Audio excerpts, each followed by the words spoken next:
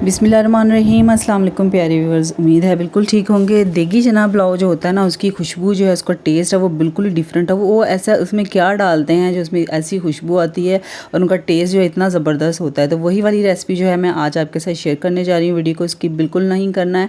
यहाँ पर हमने एक प्याज लेना है बड़े साइज़ का, ये 1 किलो चावल और 1.5 पाव जो है ना सफ़ेद चने की रेसिपी है। ठीक है, प्याज़ों को हमने गोल्डन होने देना है। चने जो है इनको आपने पहले से बॉयल करके रख लेना है। ठीक है, इनको आपने 92% जो है ना इनको बॉयल करना है। तकरीबन 8% जो है ना ये थोड़े से होने चाहिए, बिल्कुल सॉफ्ट जो है ना चने नहीं होने चाहिए। ठीक है, उसके बाद यहाँ पर प्याज जो है इसको मैंने हाफ़ गोल्डन कर लिया है।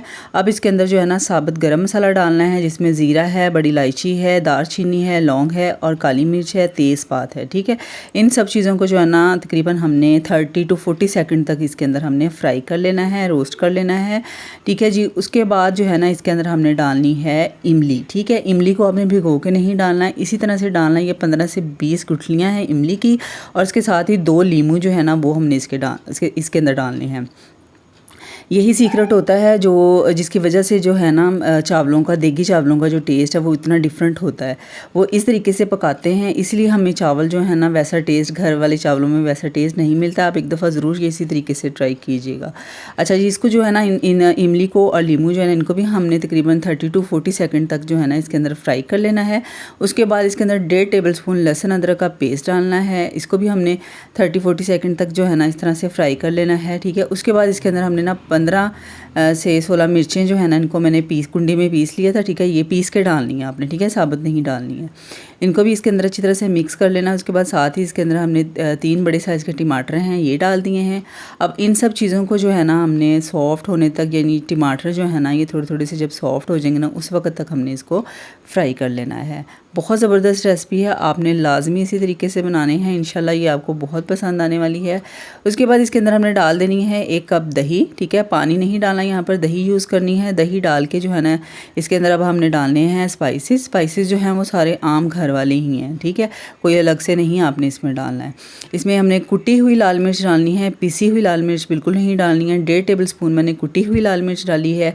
1 टेबलस्पून इसके अंदर पिसा हुआ गरम मसाला डाला है। ठीक है, और 1 टेबलस्पून इसके अंदर आपने नमक डालना है और 1 टेबलस्पून आपने इसके अंदर चाइनीज़ सॉल्ट डालना है। ठीक है, ये सारे मसाले जो है ना आपने लाजमी डालने हैं, फिर आपको वो देग वाला टेस्ट मिलेगा। ठीक है जी, उसके बाद इन सब चीज़ों को जो है ना हमने अच्छी तरह से मसाले में भून लेना है। उसके बाद इसके अंदर हमने डाल देने हैं हमारे बॉयल किए हुए चने।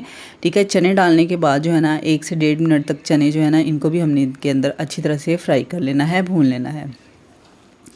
यहाँ पर जो चावल है ना ये नए चावल हैं, तो जो नए चावल होते हैं ना उनमें पानी जो है वो ज़रा कम डलता है। ठीक है, तो ये 1 किलो चावल थे ना, तो मैंने इसके अंदर तकरीबन 1.5 किलो जो है ना पानी डाला था। 1.5 किलो से 1 कप जो है शायद ऊपर डाल दिया होगा, तो आपने इतना ही डालना है। ठीक है, उसके बाद जो है ना इसके अंदर हमने साथ ही हरी मिर्चें डाल देनी है बड़े मज़ेदार से टेस्ट के लिए, और टमाटर जो है ना इनको आपने इसी तरह से लेंथ वाइज कटिंग करके ना डाल देना है। ठीक है, अब हमने इनको जो है ना उबाल आने देना है। जब इसके अंदर उबाल आने लग जाए ना उस वक्त इसके अंदर हमने डाल देने हैं चावल। ठीक है, चावल जो है नए चावल जो है होते हैं ना इनको आपने आधा घंटा पहले भिगोना है। ठीक है, पकाने से आधा घंटा सिर्फ पहले भिगोना है।